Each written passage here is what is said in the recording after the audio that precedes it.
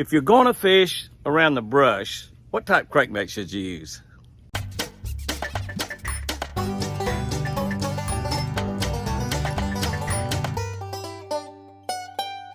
Good morning, guys and girls. On a kind of a wet, foggy, rainy morning, we've had some good rain down here this year, over 8 inches of rain, and we've had more rain. We've had more rain already in 2023 than we had through the month of April, all the way through April.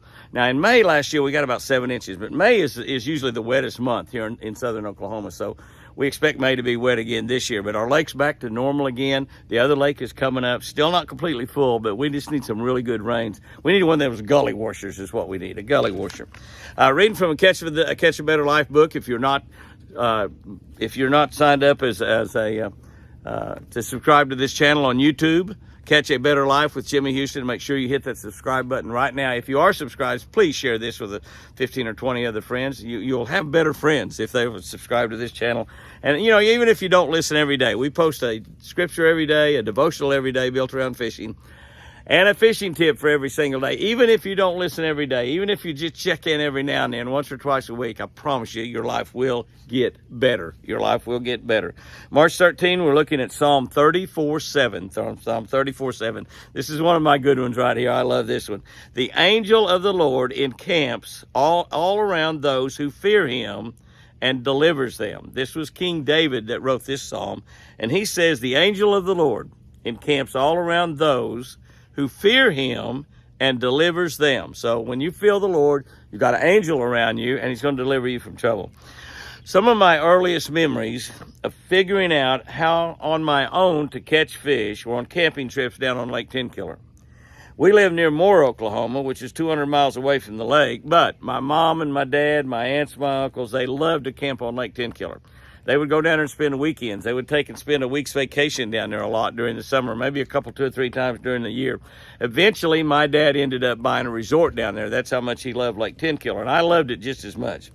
I'd get up before daylight, before everybody else got up and camp, and I would fish the bank around our camp. You know, they got really nice campground areas there at Lake Tenkiller, and those areas would have, I mean, they're just really exceptional campground areas. It's a Corps of Engineer lake, and they maintain it really, really well. And I'd fish the bank all around our camp. I caught so many bass, so many bluegill, so many crappie, so many white bass, so many catfish, and I still fish those exact same shorelines that we were camping out on. I still fish them from the boat when I go back down there now. They're still some of the very best places.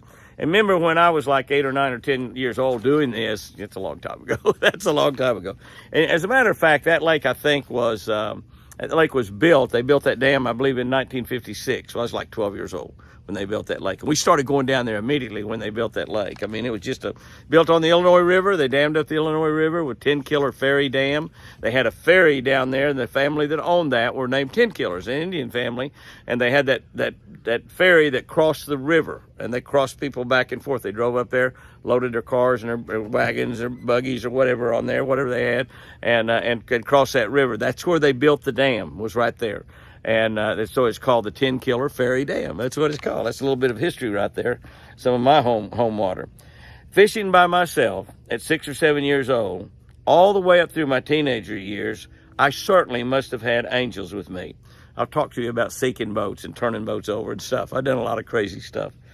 I can't remember a single time when I felt any danger. Can't remember a single time when I felt any danger, even though I was often fishing a step away from 30 feet of water.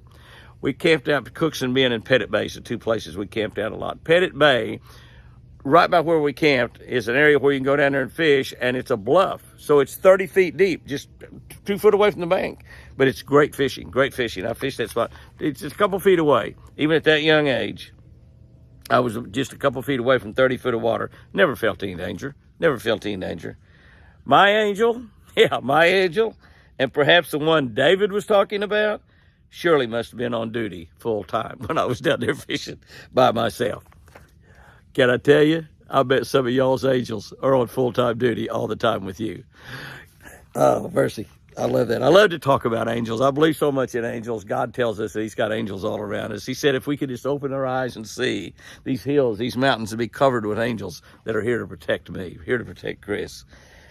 Here's our tip for today, and it's a good one. What kind of crankbait should you use? You're going to fish around brush? Square bill crankbaits. That's right. Square bill crankbaits with a tight wobble will hang up less. So that square bill, they hit and bounce off. So square bill crankbaits. And listen to me. The Lucky Strike crankbait, square bill crankbait, the little bait that I think they're going to change the name of that, or they already changed the name of that to an Elite One crankbait. And they also got a 1.5. I have been smoking them on that here in the last 2 or 3 weeks. I mean, now I've been an orange one or a red orange one has been good. I mean, that color this time of the year is perfect. That little bait only runs about 3 to 4 feet deep, depending on what line you have on them. It's got that little tight wobble, and it's a small bait, and they choke it. I mean, they choke it.